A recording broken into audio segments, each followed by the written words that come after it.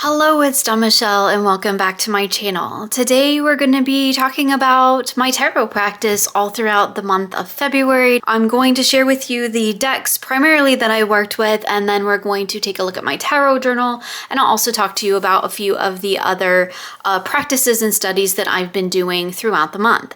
So we're going to jump in, and I'm going to kind of just have my journal set aside because when you see the decks, the list of decks that I worked with, throughout the month, there were actually quite a few, and it was a lot of fun, but I also kind of need my journal to reference. So going into monthly medicine, we were doing cosmic awareness. So that is the guided tarot practice that I do with my members on this channel, and we dive through different topics. And so all throughout February was really talking about what cosmic awareness is and how we connect to it. So I'm going to start off talking about the decks that I worked with each week because that is the main bulk of my practice. There'll be timestamps in the description box below if you want to jump around to any portion of this video. So let's go ahead and start with the decks that I worked with for cosmic awareness in February. So there were really three main decks that I kind of used throughout the month, and you'll see them in my tarot journal as well,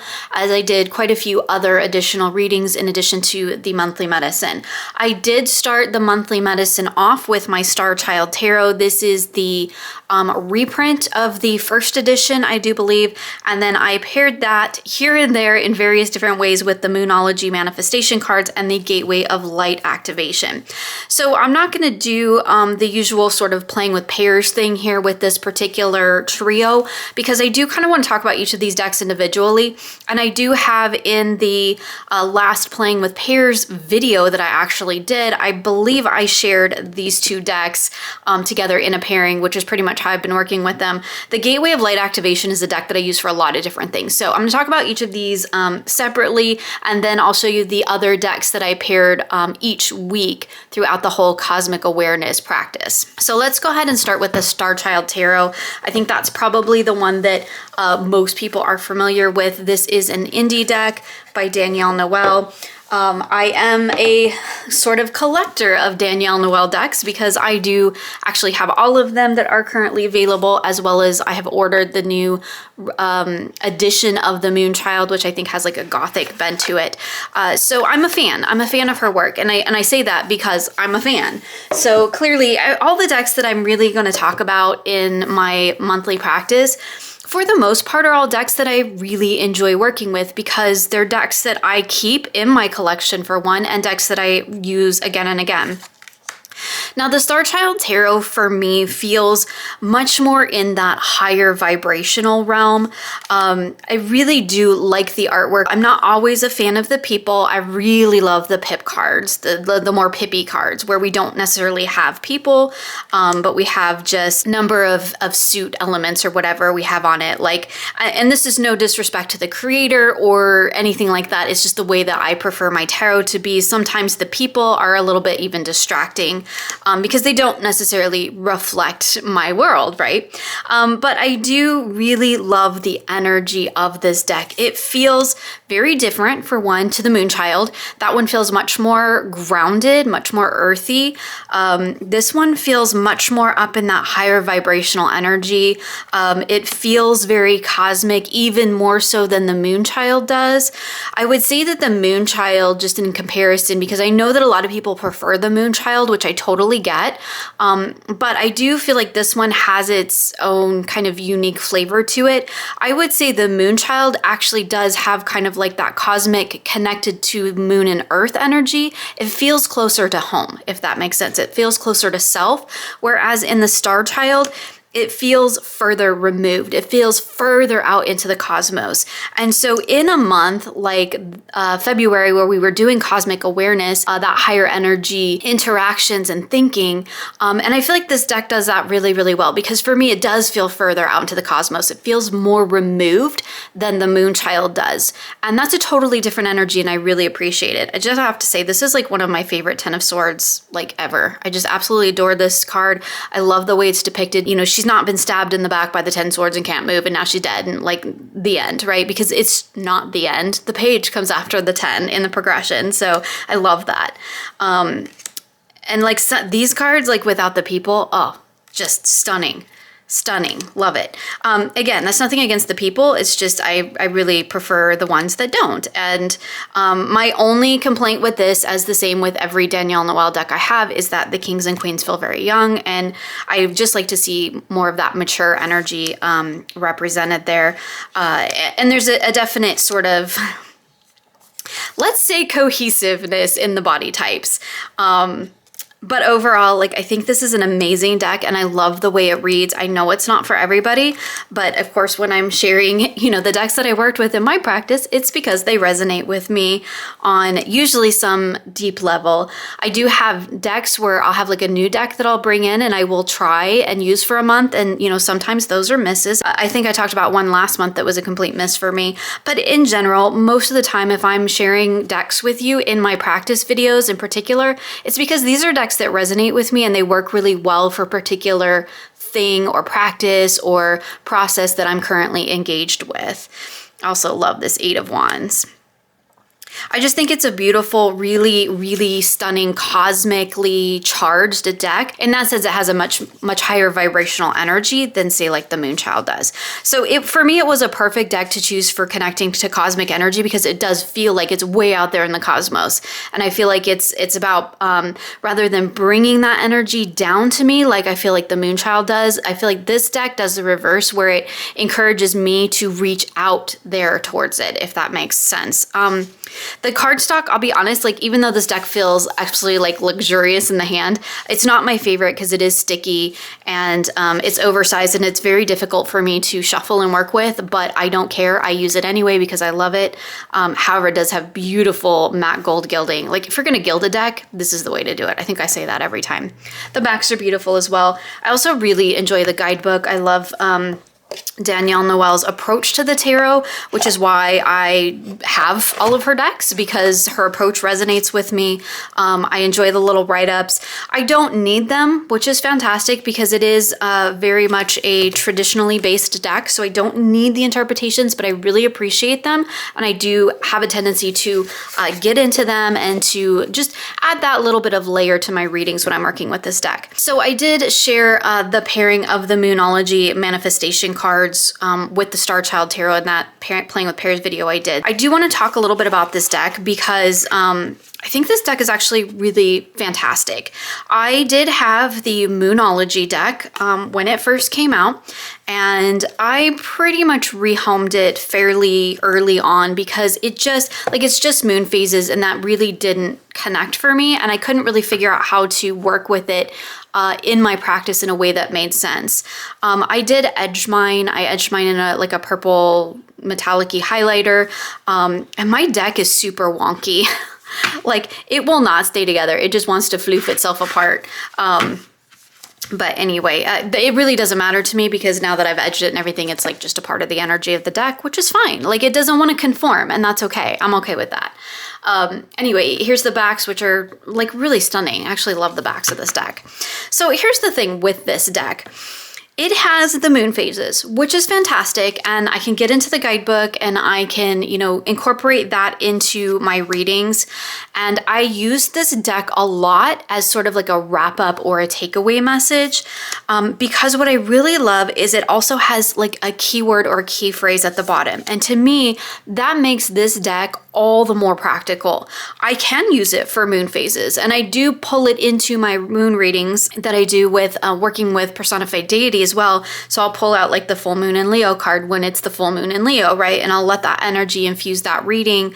But I don't have to work with this deck every time like that. I can also use it as a traditional oracle, just tying into the keywords. I really love the artwork.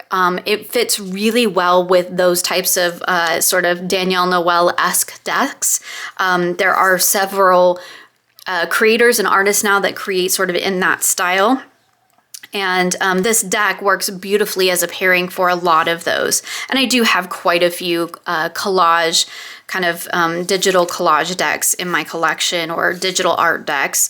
And this deck just works really, really beautifully with them, like aesthetically, right? But really the thing is that the messages work really well as really a wrap up for me. I'm sure they would work beautifully as a focal point as well, but I just felt like there's something about the energy of this deck that when I pulled this out at the end of a reading, it just kind of gave me that message, that takeaway that I needed to like walk away from the reading feeling like, okay, like I know what I need to do now, right? Like I need to attend the details, or I need to be humble, or I need to honor my feelings. It's just the way that the keywords are written.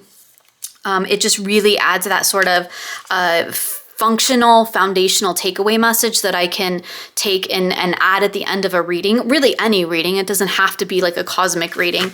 Any reading is fine. And it gives me something concrete to walk away with, which I really, really appreciate, and it worked really beautifully.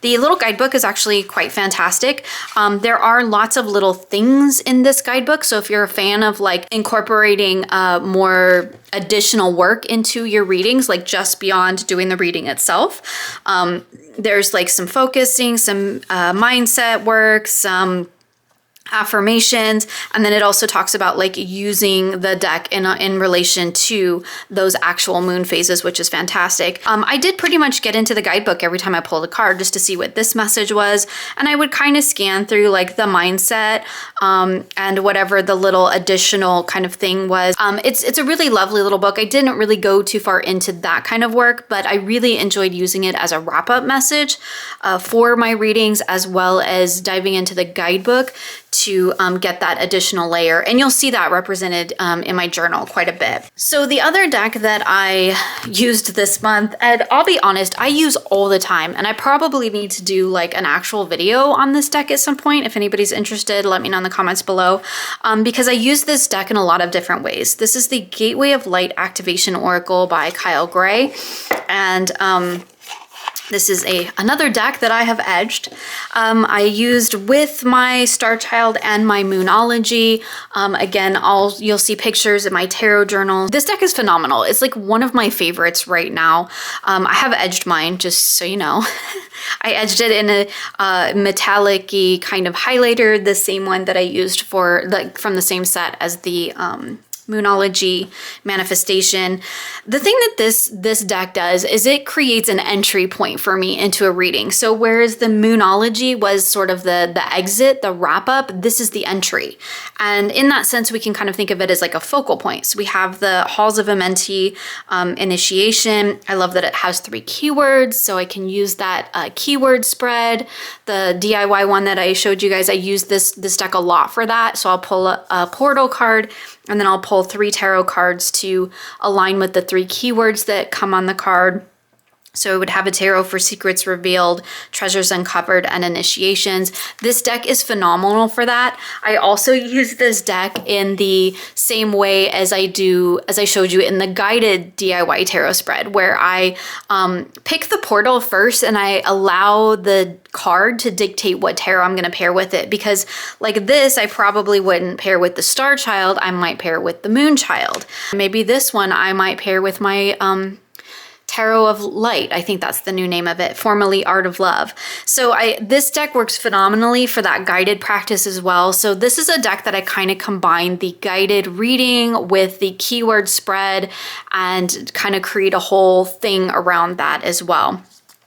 But what I do with this deck is I use it to create the focal point or the portal into the reading. So if I'm laying cards down, or I'm following prompts, which you'll see in the monthly medicine, this card, the Inner Earth card, would be the sort of entry point into the reading. So I'm going to view the reading through that lens. And then whatever cards I get, I would do that, the tarot reading, and then I would pull a Moonology manifestation for the walking away part, what to take with me. And so it works really beautifully for that. If anybody is interested in hearing more about how I work with this deck specifically, please let me know in the comments below, and I'll maybe see if I can make a video kind of talking about that a little bit more, because it's a really cool practice and process, and I've really gotten a lot out of it, which is really what it's all about, right? It's not so much about, oh, it looks beautiful and it's fun and all of that, which is great, and it does allow me to play with a lot of different tarot decks, because I do that sort of guided thing where I let the the oracle card determine what tarot deck I'm going to use. But it's a really wonderful, insightful process for me. And I have learned a lot over the last month or two working with this deck. I think I've been working with it pretty solidly all throughout this year. I don't know that I talked about it last month because I was still kind of figuring out how I was going to be working with it, but it really hasn't left my table in 2 months. And I used it a lot during this cosmic awareness month because it worked perfectly for that. The little guidebook too for the Gateway of Light activation, or the portal deck as I call it, the little guidebook is really quite nice. We have a little bit about like what is going on in the card, what we're seeing, what the gateway is. We have a connect, which is kind of like an affirmation. And then we have a divinatory message. So I really like the setup on this because I feel like we get a good understanding of like what things are. Like if you didn't know what a Lumerian seed code was, it kind of tells you a little bit about what it is and what it's used for, so how you can access it as like a portal or a gateway. Again, we have that sort of affirmation message, and then the divinatory message, which is what we're usually familiar working with. So the little guidebook is actually quite wonderful, and again, it's another deck that I do pretty much always get into the guidebook when I'm working with it. And I just, add those messages into my own reflections to just add that deeper layer. So the next 2 decks that I worked with in the, I think it was the first full week of February, but the second week of our monthly medicine, sometimes that gets a little confusing, is the Lioness, Oracle Tarot, and Vision of the Muse. Now, in all fairness, I actually really only pulled 1 card from the Vision of the Muse, but I am going to share that deck with you anyway. I'm pretty sure I've shown it in pairings, so I'm just going to talk about each one individually so that you can kind of get a sense of what these decks are like if you are unfamiliar with them and how they work for me. I have talked about this deck, the Lioness Oracle Tarot, many times. I even did basically what is essentially a love letter to this deck. There's a related video where I kind of talked about, really at the end of the day, all that matters is how a deck works for us and makes us feel. And this deck for me, there's just something so beautifully earthy yet cosmic about this deck. It kind of feels like it sits in that space between the Moonchild and the Starchild for me, in trying to kind of put into words something that is basically a felt experience, right? Which sometimes I struggle with. This deck feels very grounded and very earthy. It feels very much in our world, and yet there is that cosmic energy that I feel like is being pulled down into our world in some cards, and some cards like we see here in this 9 of Pentacles, we're up in it. So it's kind of like this beautiful blend of the two. The art styles though are really completely different. They are both sort of collage in a sense, but this is traditional collage. This is like analog collage. This is cutting things out by hand and putting them together and, arranging them in that sense, where I'm pretty sure that the Moonchild and Starchild decks are digitally collaged, which at that point really just isn't, in my opinion, just from my point of view, isn't really collage anymore. It's digital art created out of photographs, and there's a cohesiveness to kind of make it look like one image, where this is very clearly collage, where things are meant to be very specifically layered, I do believe. And I think that the way things are layered or sometimes create some of the meaning for us. And I really think it's just a beautiful, loving, nurturing deck. I find this deck for me is very wonderful for creative work. I use it a lot when I'm having creative struggles, when I can't seem to get past my own blocks. This is often a deck I pull out because I do find it to be very loving and supportive. But it also, again, has that beautiful blend of that earthy energy and the cosmic kind of being pulled together into one. And depending on whether it sits more in the earth, this is a great example. So this 3 of Wands feels like it sits more in the earth space. So this 3 of Wands is about kind of creating in alignment with earth energy, or maybe rooted into the energy of the earth, where this Queen of Wands feels like it's accessing cosmic energy, and it's taking this Queen of Wands energy, this creative endeavor, this birthing of a new thing, and it's taking it out into the cosmos. So I love that it has both in it. And for me, that really reflects my personal practice and my personal cosmology, or my personal understanding really beautifully. It's this beautiful blend of the earth and the cosmos coming together, and I think it works really well in that sense. And I also get a lot from these images intuitively as well. And I have built a lot of personal connection to this deck over the years, and just having worked with it for so many different things, and so really completely for a lot of different practices. It is, again, an oversized deck, so it's more oracle size, so it can be a little bit difficult for me to shuffle, but I do really like the cardstock. It's not so much glossy, more of like a satin. It does shuffle really beautifully, although I do have to kind of chunk it up. The backs are gorgeous, and again, we've got that gorgeous matte gilding. The little guidebook that comes with it is really actually quite nice. It's very short, very succinct. We do also have the associations in terms of like the Nine of Wands is the moon in Sagittarius. We have a little bit about the card itself, and then just some keywords, which I think is perfect. That's like perfect enough for me to have a jumping off point if I'm, pulling a blank, having a blank when it comes to a card. But I also do like to incorporate it on occasion, just to add sort of the artist's interpretation of the card that I'm working with, and then add my own to it. So that's the Lioness Oracle Tarot, which is really just a staple in my collection at this point. I love this deck. I use it all the time, and it's definitely up there in like my top decks. So the other one that I worked with alongside it is the Vision of the Muse, which is the sister deck by the same creator. Comes in the same type of box, same cardstock, same production value, same everything, which is beautiful. And I like the backs. The backs are cool. This deck, even though I only used one card, because I just pulled one focus card for the week that was in alignment with the monthly medicine that we were doing, this deck is absolutely beautiful, and I love it for really succinct keyword focal points, because I kind of like pull a card and this is like what the reading is about, and then I can build a reading around that. It just works beautifully for that. It does pair beautifully with the Lioness Oracle Tarot, and that is primarily how I've used it, although I have used it with some of my other collage decks. It's just got some really cool keywords. I really enjoy the artwork, of course. Like I said, same with the tarot deck. I get a lot out of these images intuitively. So having that one keyword and then the images themselves gives me a lot to work with even just a single card. I love that Courage card. I'm going to leave that on top. The little guidebook is again similar. It's just a little bit about the card and then some keywords, which again I think is just perfect.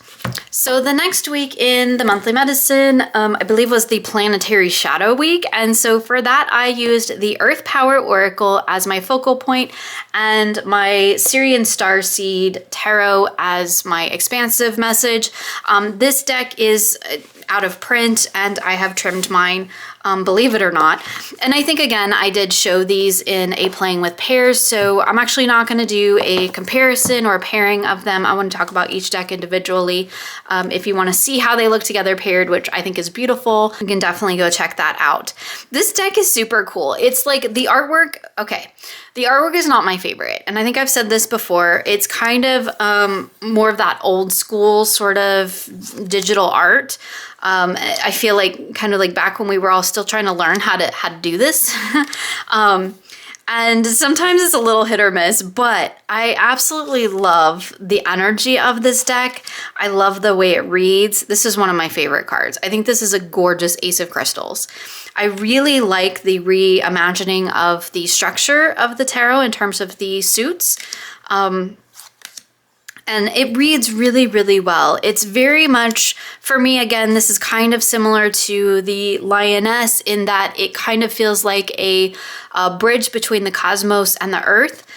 So it almost feels like it pulls from both and kind of blends them in together beautifully. We get a lot of that energy from that sort of cosmic connected all energy, as well as that deep earthy kind of rooted into where we are, which I think is beautiful. Again, the artwork isn't always my favorite. It's real hit or miss for me, but I just love this deck anyway. Like this card, not my favorite, but I love the idea of the card and I love the meaning that it has. The guidebook is quite wonderful as well.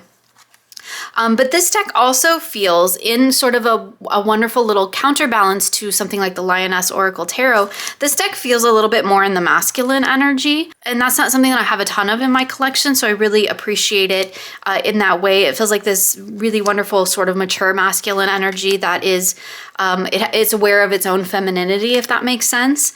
And it's just this really beautiful blend. Again, I'm not always so great at trying to verbalize a felt experience because working with this deck for me is kind of a felt experience. Again, it's like artistically, visually, not something that is really my favorite or that I perhaps maybe even should really like, but I totally love it. I have trimmed mine, I've edged it in blue, and here's the backs. Believe it or not, it had a gigantic white border around it.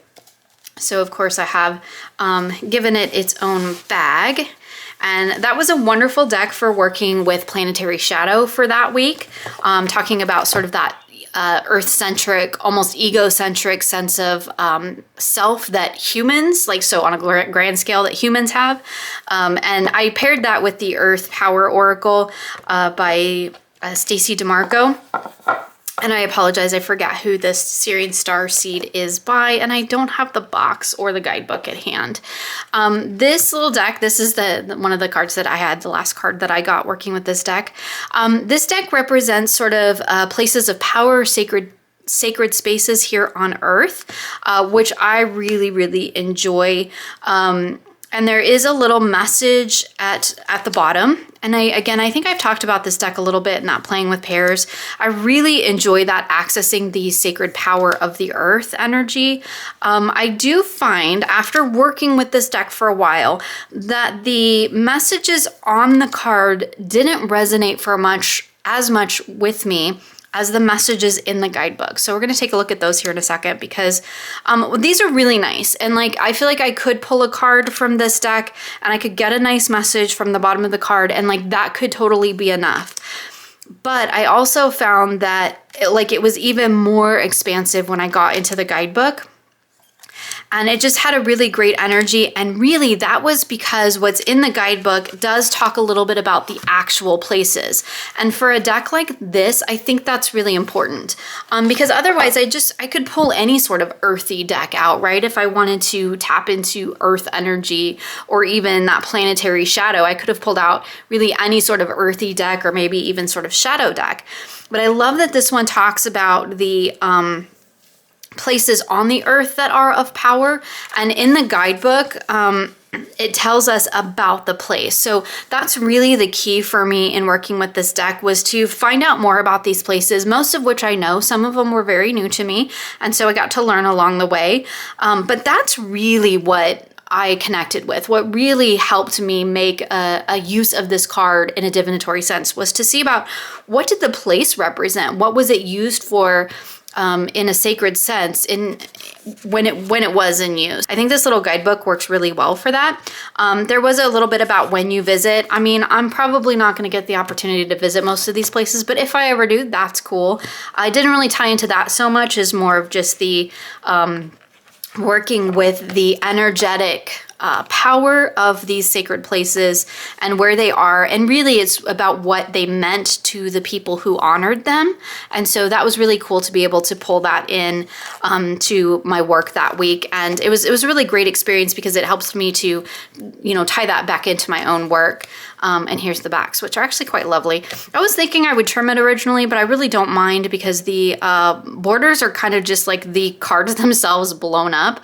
You can see a little bit of it here. Here's some of the wing from the gargoyle there, some of the tree there. And so it kind of gives it a little bit of a papery, aged, distressed look, which is kind of cool. Kind of makes it feel like an old map or something.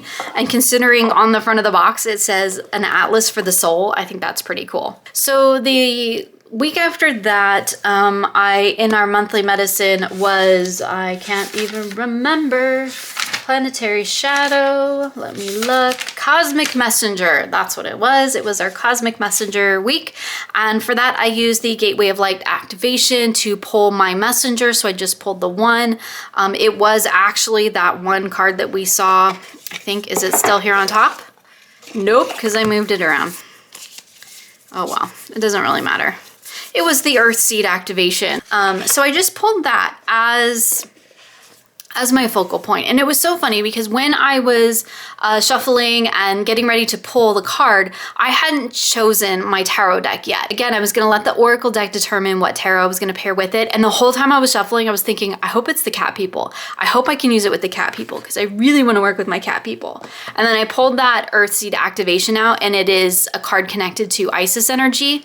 And I have most primarily been using my tarot of the cat people with my Isis Oracle. So it felt like it was perfect, and I was like, oh, the universe is listening to me. That's fantastic, and it is going to make that connection for me, which is fantastic. I absolutely love this deck. I think I talked about it in the deck crush tag because I am crushing hard on this deck. I have been using it for all kinds of things. It is such a cool, funky, different sort of deck. It has these characters that I feel like are from like a totally different world, a totally different realm.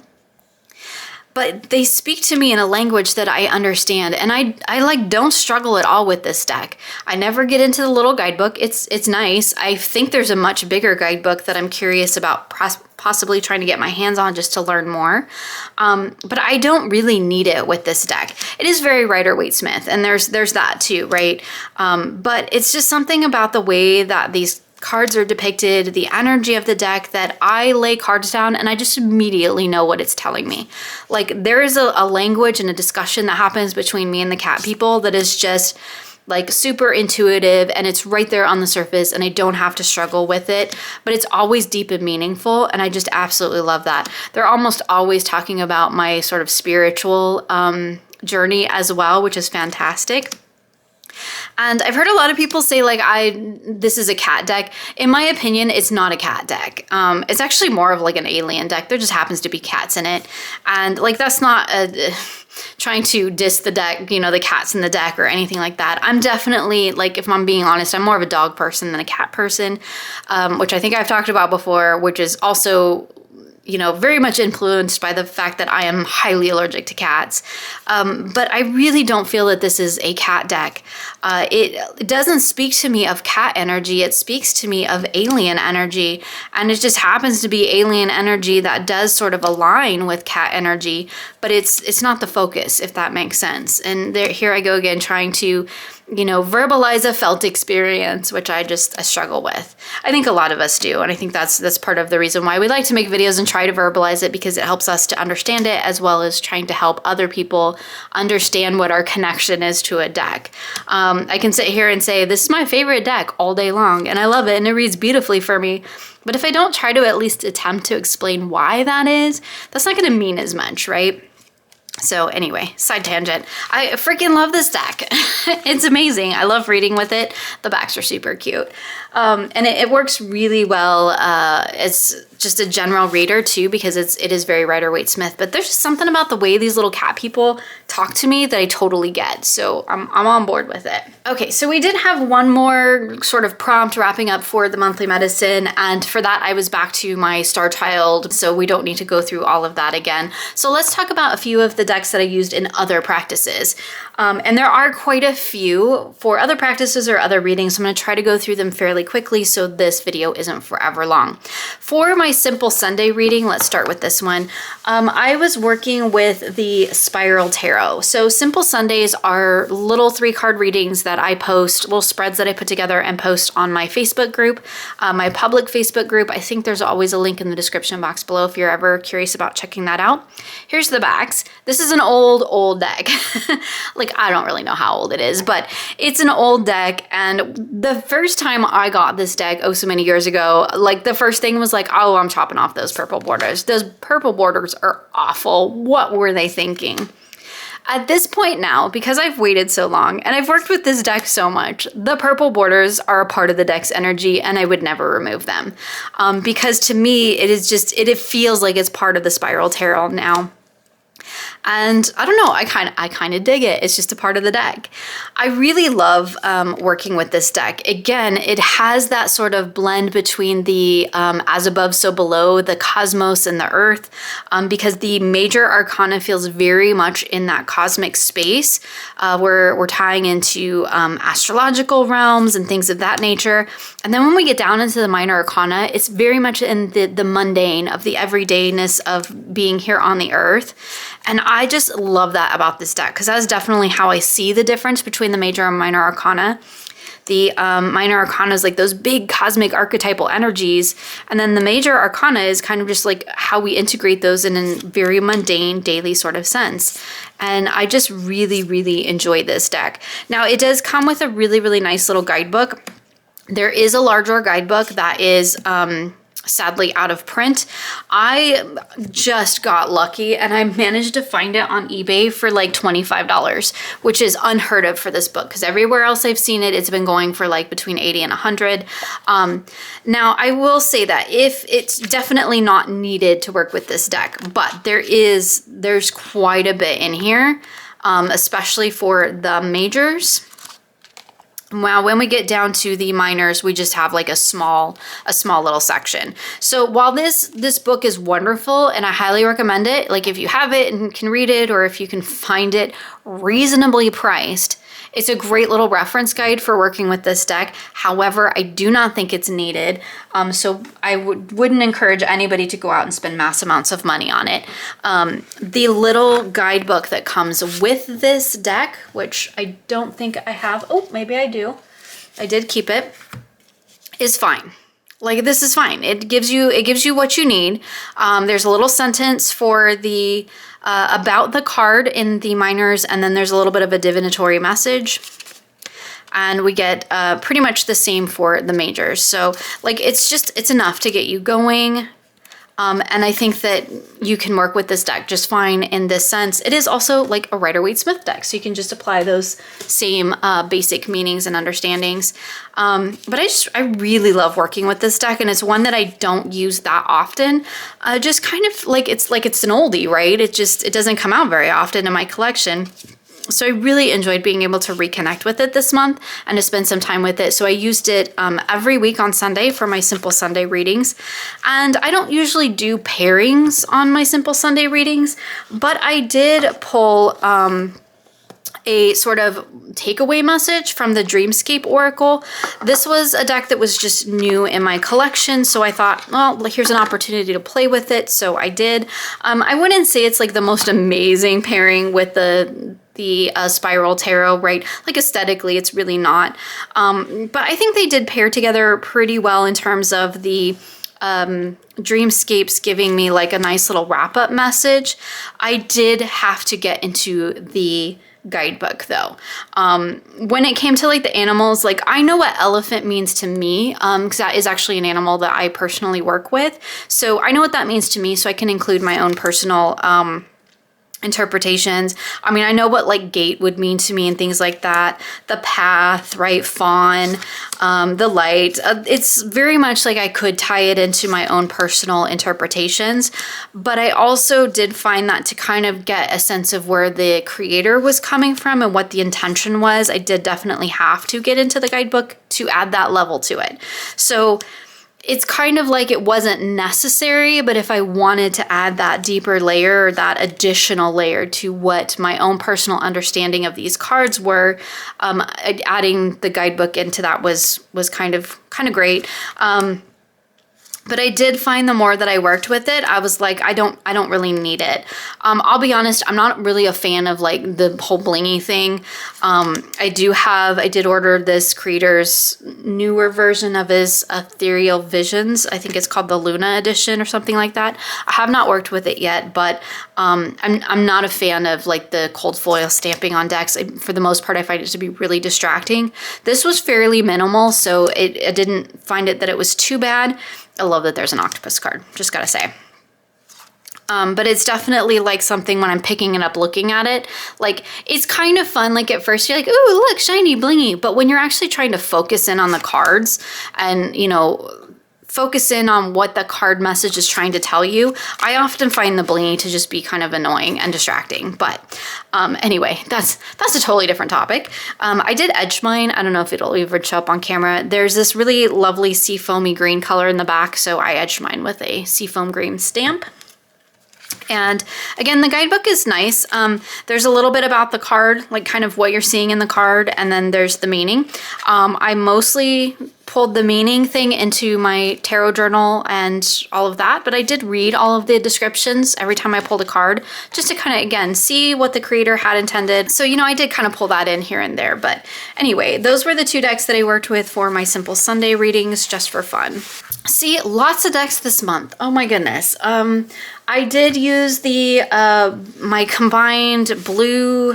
The name of this deck, or how I refer to it, changes all the time. It's the combined Blue Messiah Cosmic Reading cards with these 2 different backs. Mine's trimmed and combined, and of course edged. It does have this deck has been reprinted with new names. I think something like to do with an avatar or something like that, but the artwork is exactly the same. I'm almost positive the artwork is exactly the same because I think I checked when it first came out. But the cardstocks are different on those 2. So from my understanding, I do not own them, but from my understanding from people who have purchased them, the 2 new versions of these 2 decks have different cardstocks. So I do not know that you would be able to combine them together like I have. However, I do believe the older versions are still available. Like you can still find them. I absolutely love this deck for tapping into cosmic energy. Both decks do have really wonderful guidebooks to them. However, I very, very rarely use them. I usually let this artwork speak to me, as well as the keyword or key phrase down at the bottom, because I just find that that's really all that I need. This is, again, sort of like the Gateway of Light activation. It's kind of like a portal, an access point into cosmic energy. Like what do I need to pull down into me, or what do I need to reach up and try to connect with? This deck works really, really beautifully for that. I think the artwork is gorgeous. I love pairing it with different tarot decks. And I use this for a variety of different things throughout the month. So it wasn't like any one particular deck that I paired it with, but I did definitely use it, I think in a channeled reading a couple of times with this, and then these 2 decks here, which are the Earth Wisdom Oracle and my As Above, So Below tarot.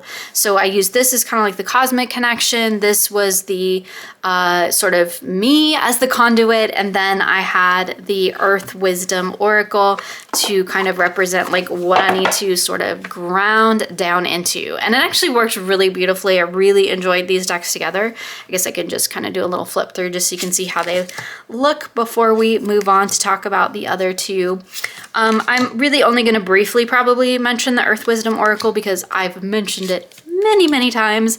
It is a favorite. I use it quite a bit for all kinds of different things. I love this sort of idea of the above, the below, and the channel in between, the conduit in between. That is very much in alignment with my practices and my beliefs. So this sort of trio came out a lot throughout the month because I was very much working in that energy. I do believe I showed these 2 in the Playing with Pairs video, if I remember correctly. So yeah, I think they work really well together, and I really enjoyed that combination. And then again, I had the Earth Wisdom, which I've mentioned so many times. This deck is amazing. My only complaint about this deck is that I wish it had more cards because it's amazing. There is absolutely gorgeous, gorgeous artwork, but actually the treasure of this deck is actually the little guidebook by Barbara Moore. In it is a plant and a crystal, a message, and then a sort of like affirmation, which for me is just like, that's just everything I need right there no muss, no fuss. Like I've got the plant energy, I've got the crystal energy, I've got the message that I need, and a beautiful sort of wrap up affirmation to take with me. I just think it's a beautiful setup for an oracle, and it's so versatile as well, because it does have that sort of multi-layered aspect to it. But it's short and it's sweet and it's to the point, and I love that. I don't always have time for the oracle decks that have the messages that go on and on and on for pages and pages. I don't always have time for that.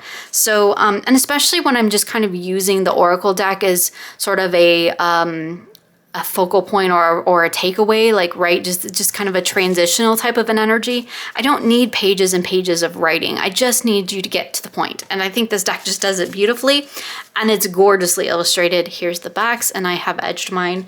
Again, it's a small oracle, so again, that's my only complaint, is that I wish it had more cards because it's beautiful. The As Above Tarot is actually working its way up my list of favorites. I have edged mine. I edged mine in a sort of a coppery color because, you know, I like to go with an accent color that's on the back. So I chose the sort of coppery accent color in the middle of that pentacle there. And I really, really like this deck. I also have the So Below because I got it in as a box set, and I do like that one, but not as much as I like this one. I'll be perfectly honest. This one feels so much more in alignment with my personal practice and kind of how I see the world. I feel like it serves as an absolutely stunning representation of the conduit between the above and below. And it just, because it does feel like, even though it has more of a cosmic-y energy, so to speak, than the below one does, which feels very much more rooted into the mundane, there's a lot of earthy energy in this as well. I mean, like the whole, you know, earth suit is rooted in earth energy. I also love that it's very elemental. I love elemental associations for the suits. That again works really well. I do quite like the change in the titles for the courts. We have also the sabbats. So sometimes that's hit or miss for me, just because I always shuffle in the title card. I don't always work with the traditional Wiccan sabbats, which I do believe this deck is a little bit more in alignment with. But I do honor the turns of the wheel and the transitional seasons as well as the main seasonal shifts. So that is a part of my practice. So I'm able to kind of work with that energy, even though it does, I don't always celebrate in bulk, but like I honor that transitional shift, right, that happens around that time. So it works well for me. And I think the artwork is beautiful. I really, really do. I really love the artwork in this deck. Like, I just think it's just beautifully done. Yeah, I could go on and on, but I won't, because like we'd be here forever, and we've already been here a long time. So another favorite that I really enjoyed working with a lot for a lot of different readings throughout the month. But most of the time what I was doing with it was that channeled reading. So another deck that I worked with just on and off throughout the month, and this was really just like a sort of good mood kind of deck that I used for, I don't know, various readings whenever. Still need to edge it. I don't know what color I'm not edged it in yet, but this is the Desert Illuminations Tarot. And again, I talked about this deck in my deck crush video, so I won't go into too much detail with it here, but like, it's just fun. This is just like a good mood deck. It's a great one for like, you're having a bad day. Cause like there's an alien on a cow. I mean, if you're having a bad day, like this is just such a fun deck. And I would do a lot of just kind of good mood style readings. Like I just, you know, was not having a great time of it. Like toward the end of the month, to be perfectly honest with you. And I was having a lot of struggles. And so I used this deck quite a bit just to kind of, yeah, give me that little boost of kind of like stop taking yourself so seriously and like just relax a little bit. And this deck does really well for that because it does encourage me to like sort of get out of my own way, stop taking myself so seriously. Like the world is not going to come to an end if I don't get something done today. And it's just like, it's hard to be in a bad mood, to be grumpy when you're looking at like stuff like this. Did I show you the backs? Here's the backs. So yeah, definitely a good mood deck that I just used like whenever I just needed a little bit of a boost. Okay, I think I'm getting down to the end. Let's talk about a couple of decks that I used just on and off for various things. And I know I'm missing one deck that I will need to go and grab. I did also work with my larger Isis Oracle, but that deck along with, I used it with the cat people. That deck is kind of like a staple. Whenever I do work with Isis, I use that deck. But I also quite often pulled out the pocket edition here. And I think I have all 4 of these now. And I really love them. And I think I have most of the larger versions as well. These decks are fantastic for kind of like in the moment because we have the images on the front, which are beautiful. And then we have the message on the back. So this Isis Oracle, I pulled pretty much a card from it whenever I was getting ready to do any sort of creative work as kind of just like a guide and to invite and invoke, in a sense, Isis to work alongside me or work with me as I'm working through whatever it is that I'm going to be working on and creating. Isis is very much a deity, a personified deity that I work with in my creative efforts. So it's often a deck that I pull for that. I use the larger one when I do my work specifically with Isis, and I did a whole reading on that. I shared a personal reading with my members and how I work with Isis and the sort of ritual that I engage with for that practice. But I also pulled the Isis Oracle out, the little pocket one, pretty much any time before I do any sort of creative work, I pull a card from here for a guide.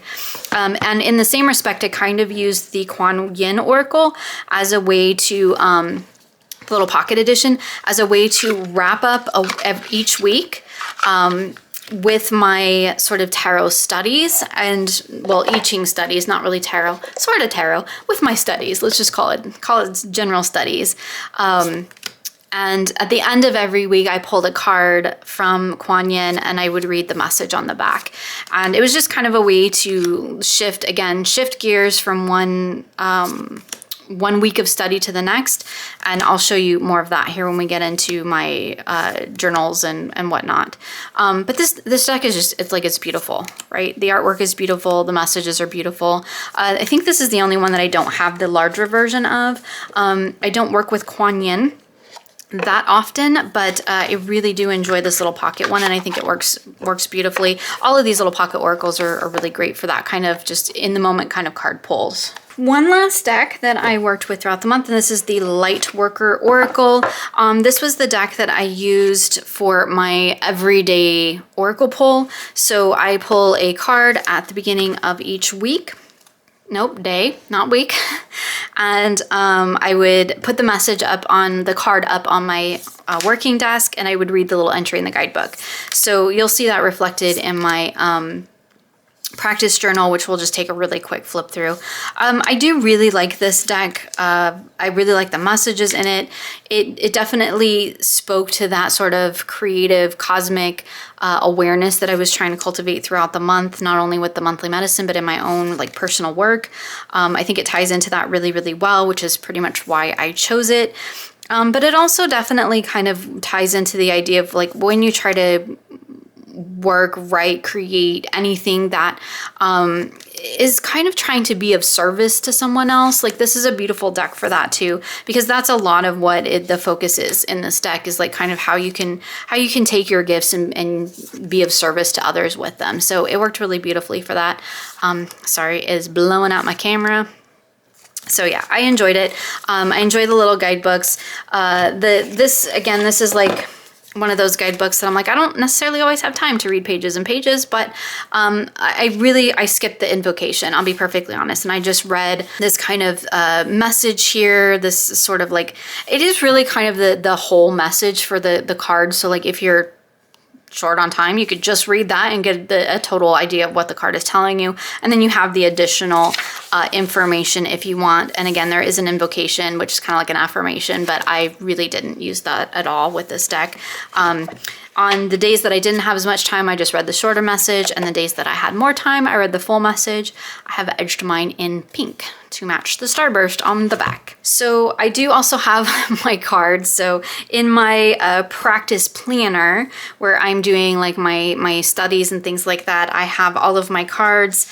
The dandelion is the become, that's the card for the year. This one right here, sorry, I had to get it out. I've talked about many times on my channel. It's beautiful. I love it. I love that the messages are on the back. It is like one of my favorite decks to shuffle with this sort of water paper cardstock here. But my card for February was Dantheus with Know Your Limits. I hope that's how you pronounce that. So I need to put that away. I have already pulled my card for March to get that set up, but we'll talk about that when it gets to March. So here was my February pages. I'm just gonna flip through this really quick. I take some time and I doodle the card that I got. This one didn't come out as well as last month, but that's okay.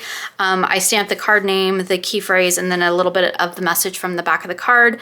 And then I note the main oracle deck that I was pulling for my daily pulls, which again was the Lightworker Oracle. I only did that Monday through Friday because those are my work days, even though I do work on the weekends, but we don't count those as work days, right?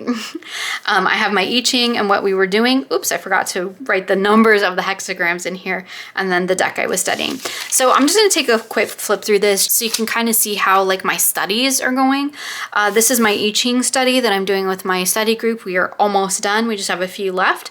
Every day I draw the I Ching and I write what the association is here on the calendar.